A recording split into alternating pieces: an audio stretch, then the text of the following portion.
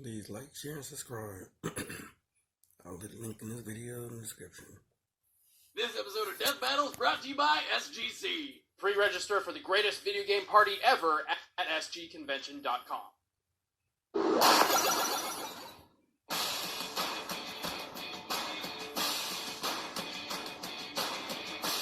Cyborgs are fucking badass. As someone with my own cybernetic arm that suffers constant glitches, I have to agree, cyborgs are awesome. Like Fulgore, the metal monster of Killer Instinct. And Sektor, the ninja cyborg from Mortal Kombat. Totally should have been Cyrex. Ah, what the hell? Oh, sorry. Arm's glitching up again. When you least expect it, Wiz. When you least expect it. I'm Wizard and he's Boomstick, and it's our job to analyze their weapons, armor, and skills to find out who would win a death battle. In the dystopian world of Killer Instinct, there are no governments, no courts, no nations. There is only the mega corporation that controls the Earth. Walmart, Ultratech! To tighten his iron grip even further, Ultratech's chairman plotted to build an army of cybernetic enforcers. Thus, he created the deadly, sadistic prototype known as Fulgore.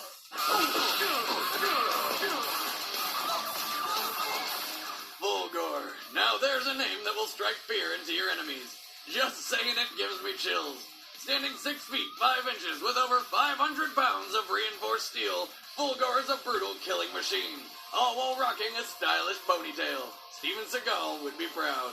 Actually, to dupe people into trusting their cyborgs, Ultratech cleverly designed Fulgore to look the part of an honorable knight, helmet plume included. Call it what you want, Wiz. That's a ponytail. Before testing the prototype even began, Ultratech had sold over 15 million Fulgore units worldwide. And if RoboCop's Ed 209 has taught us anything, that's a bad idea. Someone finally had the bright idea to see if this thing even worked and entered Fulgore into Ultratech's annual Killer Instinct tournament. Sure enough, there was a major problem. Fulgore's mechanical body was so advanced, Ultratech's top scientists could not create an artificial intelligence that could operate it efficiently. Fulgore needed the mind of a true fighting spirit. Enter Eagle, the older brother of current KI combatant Chief Thunder. Eagle had entered a previous KI tournament and won. He used his newfound fame to publicly protest the evils of Ultratech. The people rallied. Talk of revolution began to seed. But then some guy at Ultratech, probably the dude who wanted to test Fulgore, was like, hey, let's kill Eagle, stop his revolution, then rip out his brain and drop it in our robot. Eagle mysteriously disappeared, Fulgore started kicking ass, and that guy probably got a promotion. With the implanted mind of Eagle, Fulgore effortlessly smashed through foe after foe. However, Eagle still lived somewhere within, constantly fighting to overcome his malicious programming and horribly ironic situation. Fulgore draws from Eagle's traditional Okichita fighting style, which crosses Judo, Taekwondo, and Hapkido with short-ranged blades. Like his quad plasma claws, which can cut through almost any metal with temperatures over 30,000 degrees Fahrenheit. In addition, he's equipped with everything a badass killer cyborg should have. Plasma storm fireballs, a reflector to bounce back projectiles, a cyberport, a cloaking device, and laser eyes for flare. And when his foe's time grows short, Fulgore uses one of 4 overwhelming finishers called No Mercies. I don't even... Where was he keeping that? And how can he see where he's aiming? Fulgore's strength is staggering, but where does all this power come from? Hidden within his armor chassis is... that giant fucking turret somehow! A nuclear reactor, which powers everything at his disposal.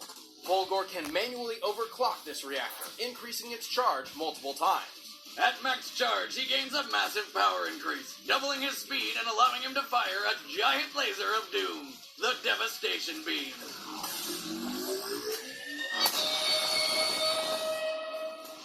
With something like that, he's gotta be unstoppable. Almost, until he met the warrior monk Jago, who literally tore him apart. Despite the dismemberment, Ultratech still had plans for their mechanical butcher. He was rebuilt, stronger, faster, and reprogrammed with a new mission: find and kill his rival, Jago. a mission Fulgore never completed. He came so close, but then the little wuss called in his god-slaying sister Orchid and double-teamed him into destruction. Still, Fulgore is a monster, annihilating anyone who gets in his way. Well, nearly anyone. Bitch.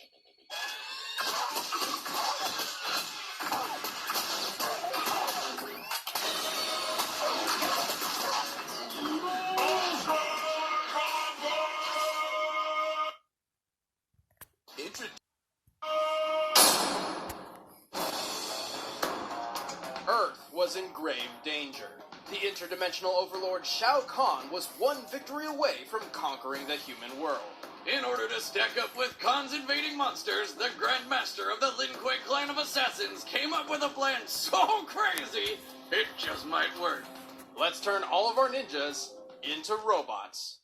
That guy is my fucking hero. Thus, the Cyber Initiative was created. The first and only willing member of the Lin Kuei to undergo the mechanization was the Grand Master's own son, Sektor. Who names their kid Sektor? It's like the day his child was born. He's like, I'm gonna give you this cool cyber name just in case I ever pull off my crazy as shit plan to turn everyone I know into robots. I will show no mercy. Sektor was already an unrivaled assassin and master of ninjutsu, sambo, and kenpo. As a cyborg, he's all that, plus extra armor and a never-ending supply of missiles. Why would a ninja, master of the silent kill, use a missile launcher? He's also got 2 flamethrowers on his wrists, a cloaking device, a laser pistol, a teleporting rocket punch, and lightsabers. They're actually called pulse blades. They're definitely lightsabers. Sweet royalty-free lightsabers.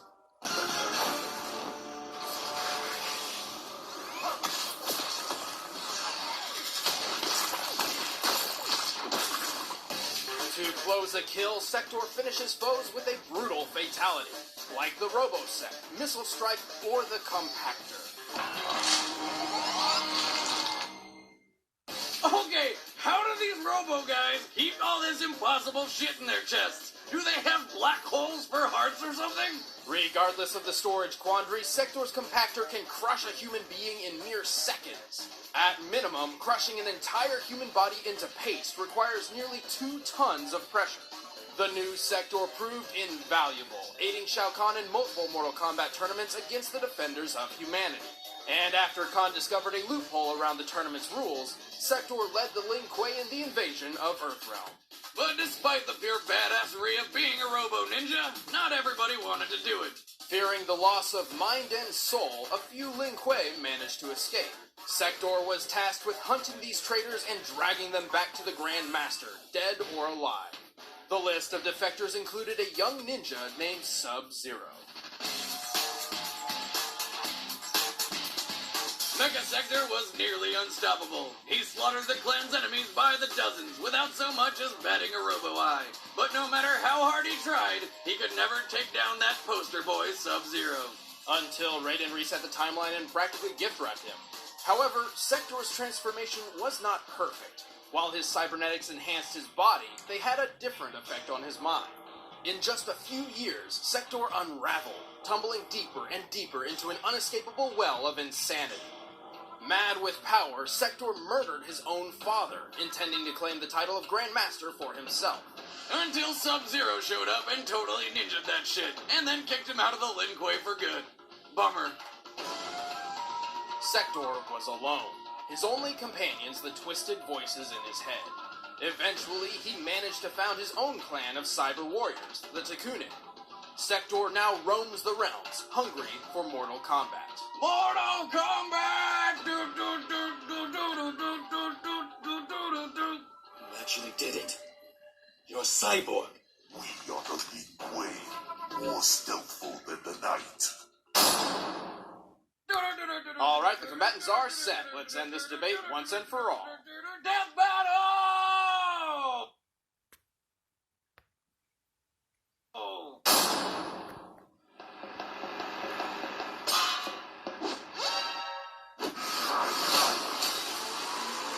Boy!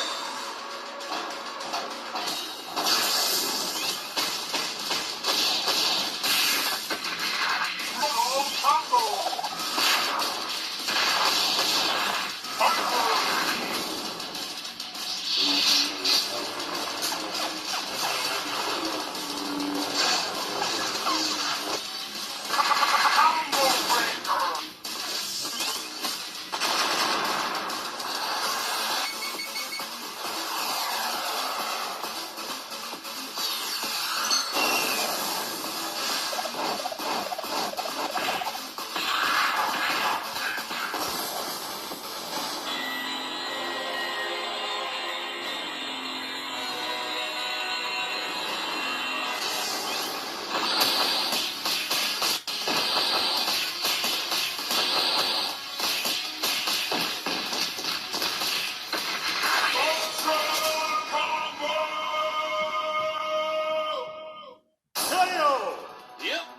Station Beam lives up to its name.